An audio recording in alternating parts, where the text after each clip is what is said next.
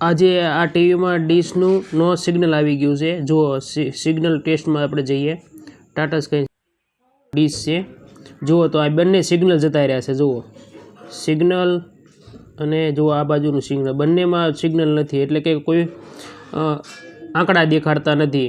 તો મિત્રો ઘણીવાર ડીશને જે વાયરિંગ કેબલ હોય પિન, તે પિન પણ નીકળી ગયેલી હોય તો પણ આવું રીતે બનતું હોય છે। જુઓ મિત્રો બંને બાજુ સિગ્નલ આવતા નથી।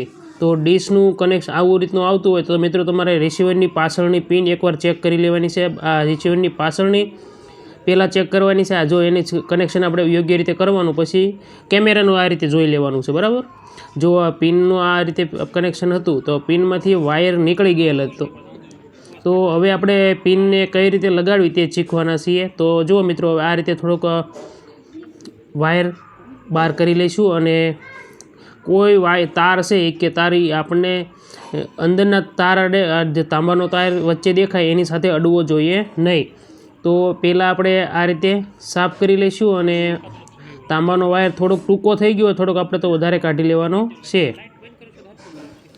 તો આ રીતે કાઢી લેવાનો છે, અને આપણે જે પિન લગાડીએ તેમાં પિનની સાથે આ તાંબાનો વાયર અડવો જોઈએ નહીં, એ રીતે આપણે લગાવવાનો છે। અને ઉપર આપણે જો પિનની ક્લિપ હોય તો એ મારી દઈશું, અથવા આપણે હાલ પૂરતા દોરો વીંટળી દઈશું। જો આ રીતે પિન લગાડવાની છે, જો આ રીતે। હવે અંદરના ભાગ જો આવી રીતે પિન ના જતી હોય તો હવે હજી એકવાર આપણે ચોખ્ખું કરી લઈશું, અને વધારાનું જે રબર છે કાળું એને આપણે કાપી લેવાનું છે। મિત્રો ઘણીવાર ઘણા મિત્રોને આ રીતે તકલીફ થતી હોય છે, ડીશમાં નો સિગ્નલ આવતું હોય તો ઘણીવાર ડીશનો કાંઈ પ્રોબ્લેમ નથી હોતો, પણ પિન આ રીતે આપણે રિસીવર હલાવ્યું હોય તો રિસીવરમાંથી પિન આ રીતે નીકળી ગઈ હોય તો તમારે ઘરે બેઠા પ્રોબ્લેમ સોલ્વ થઈ જાય છે। તો આ રીતે તમારે હું તમને જે રીતે શીખવાડી રીતે તમારે પિન લગાવવાની છે। જો આ પિન વચ્ચે અંદરનો જે તાંબાનો વાયર છે એ પિનની સાથે અડવો ના જોઈએ। જો આ રીતે તમારે કરી દેવાનું છે। હવે આની ઉપર ક્લેમ્પ આવે, હાલ આપણી પાસે ક્લેમ્પ નથી, તો આપણે આ દોરો હોય તો એ દોરાને જોર કસીને અને આપણે વીંટળી દઈશું, જેથી પિન હવે હાલ નીકળી ના શકે ત્યાંથી। એટલે આપણે હાલ પૂરતો આ રીતે દોરાને વીંટળી દઈશું, એટલે હાલ આપણે સિગ્નલ આવી જશે, બરાબર। તમે આ રીતે બંને પિન ચેક કરી લેવાની છે। રિસીવરની પિન પહેલાં આપણે આ રીતે ચેક કરી અને લગાવશું, પછી જો ના આવે કનેક્શન તો આપણે એકવાર કેમેરાનું પણ ચેક કરવાના છીએ।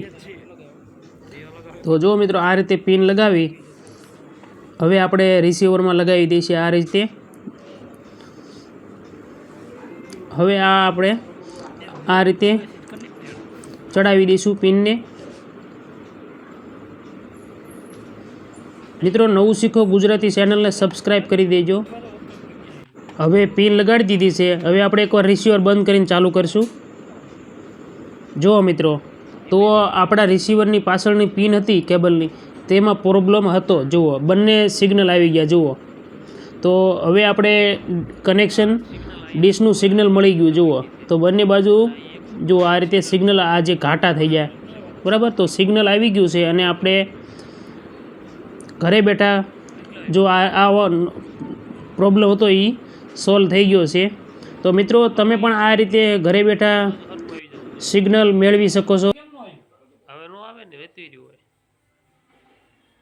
સિગ્નલ આવી જશે।